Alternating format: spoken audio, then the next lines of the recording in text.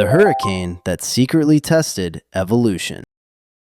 Imagine you are a tiny lizard, not a dragon, not a dinosaur, not even one of those confident lizards that sits on a wall looking like it owns the garden. Just a small, tree-dwelling lizard, spending your day doing normal lizard things, climbing branches, eating insects, avoiding birds, trying not to become lunch. Life is simple. Then the sky turns black. The wind begins to scream. The trees start bending sideways. Leaves fly past like green confetti fired from a cannon. And suddenly, your quiet little island has become one enormous washing machine. This is not a small storm. This is a hurricane. Winds are ripping across the island at more than 260 kilometers per hour. Branches are snapping. Trees are shaking. Rain is flying sideways. And you, a creature weighing less than a packet of chips, are trying to hold onto a twig. This is not a good day to have weak hands. Now, if you were watching this from far away, you might think survival would be pure luck. Some lizards would live, some would die. End of story. But science has a way of finding the weird little footnote hiding inside disaster. Because after 2 monster hurricanes hit the Caribbean in 2017, scientists discovered something extraordinary. The surviving lizards were not random. They had something in common. They had bigger toe pads, stronger grip, and shorter back legs. In other words, the hurricane had not just smashed trees, it had secretly run an evolution test, and the winners were the lizards best built to hang on.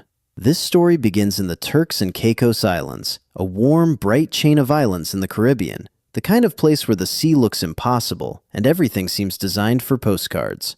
Living there are small lizards called anoles.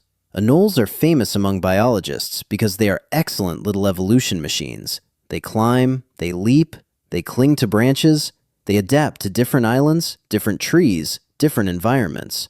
If evolution had a laboratory with sunshine and beaches, it might look a lot like this. In 2017, a team of scientists visited 2 of these islands to study the local anoles. They measured the lizards carefully: body size, limb length, toe pad size, grip strength, the kind of details most people would never notice unless they had spent years thinking deeply about lizard feet. Then, 4 days later, something enormous happened. Hurricane Irma arrived. Irma was one of the most powerful Atlantic hurricanes ever recorded. It tore through the Caribbean with horrifying force. Then, not long after, Hurricane Maria came too. 2 massive storms, one after the other. For the people living there, it was devastating. For the lizards, it was an unplanned survival exam. And the scientists had something almost unbelievably rare. They had measurements from before the hurricanes. That is the part that makes this story so valuable. Usually, when scientists study evolution after a disaster, they arrive later. They look at the survivors and try to work backward. But here, by sheer timing, the team had measured the lizards just before the storm. They knew what the population looked like before nature violently shook the island. So after the hurricanes passed, they returned.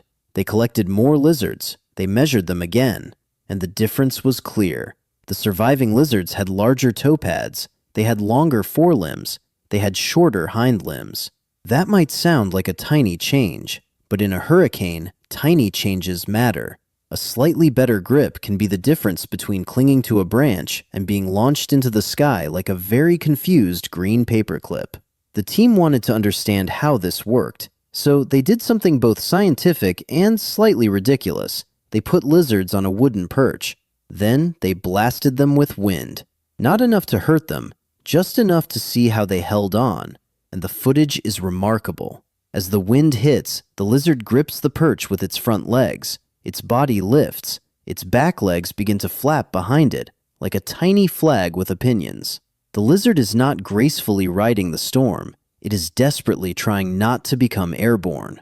And here is where short back legs become useful. Long back legs can catch more wind. They can act like little sails. That sounds charming until you remember the sail is attached to your body. Shorter back legs may reduce drag. They may make it easier for the lizard to stay attached. Meanwhile, bigger toe pads help the lizard grip. Anole toes are not just simple toes. They have tiny structures that help them stick to surfaces. They are like little climbing tools. So in a hurricane, the best survivors were not necessarily the biggest or fastest. They were the ones with the right equipment for holding on. This is natural selection in one of its clearest forms. Not slow, not abstract, not buried in fossils. Right there in real time on a storm-battered island. But we need to be careful here. The hurricane did not magically give lizards stronger hands. It did not say, "You there, have some improved toe pads." Evolution does not work like a superhero upgrade. The variation was already there. Some lizards already had bigger toe pads. Some already had shorter legs. Some already had better grip. The hurricane changed which lizards were more likely to survive. That is the key. Nature did not design new lizards in the storm. It filtered the old ones. Brutally, efficiently, without caring at all. The lizards that happened to have storm-friendly bodies were more likely to remain on the tree. The others were more likely to disappear from the population. That is what makes natural selection so powerful and so cold. It does not need a plan. It does not need a purpose. It only needs variation, pressure, and consequences. And a hurricane has quite a lot of pressure. The strange beauty of this study is that it showed evolution happening at a speed people can actually understand. When we think of evolution, we usually imagine millions of years, ancient oceans, dinosaur bones, creatures slowly turning into other creatures while dramatic music plays. But evolution can also happen quickly. Not always, not neatly, not in a straight line. But when the pressure is intense enough, the effects can appear fast. A storm hits, the population changes. The next generation starts from the survivors.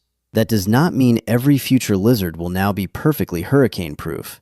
Evolution is not a ladder. It is not always improvement. It is more like a negotiation with the environment, and the environment keeps changing the terms. A body that is excellent for surviving a hurricane might not be perfect for everything else. Shorter legs may help in high winds, but longer legs might help with speed, jumping, or escaping predators. Bigger toe pads might be good for grip, but they may come with other trade-offs.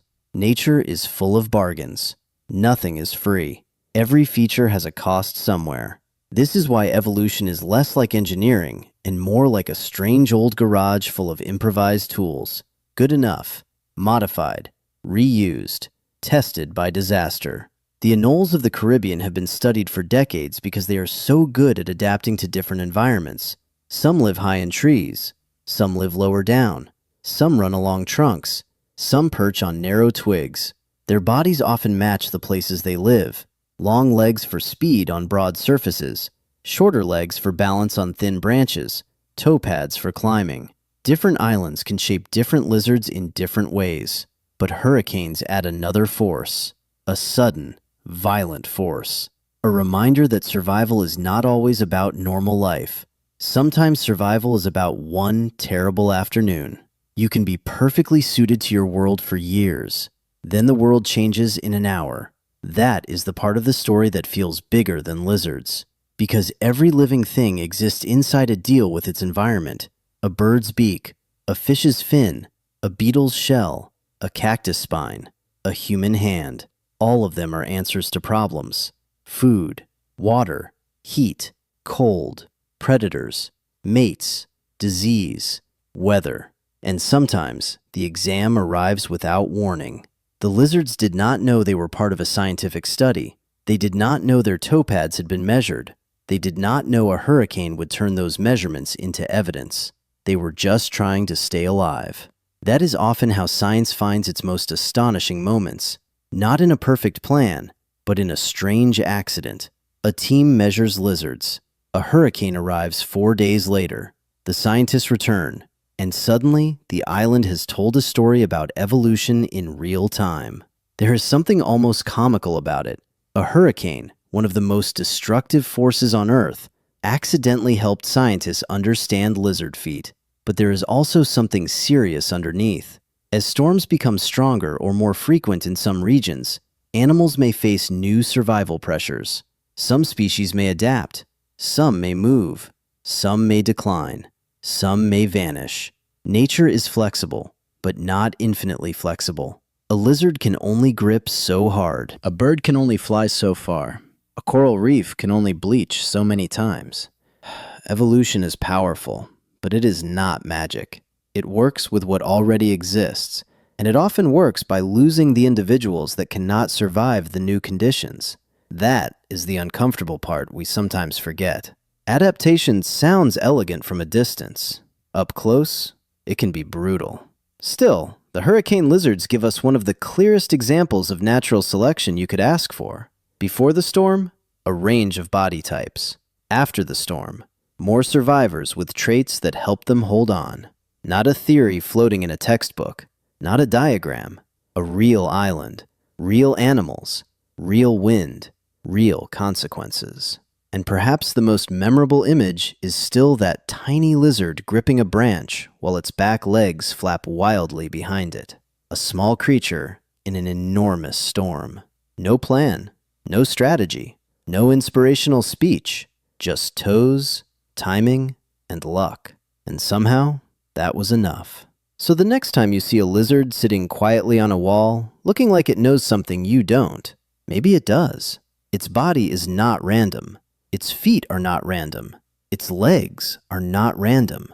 They are the result of countless tests. Some gentle, some ancient, some invisible, and occasionally, one with winds strong enough to tear trees apart.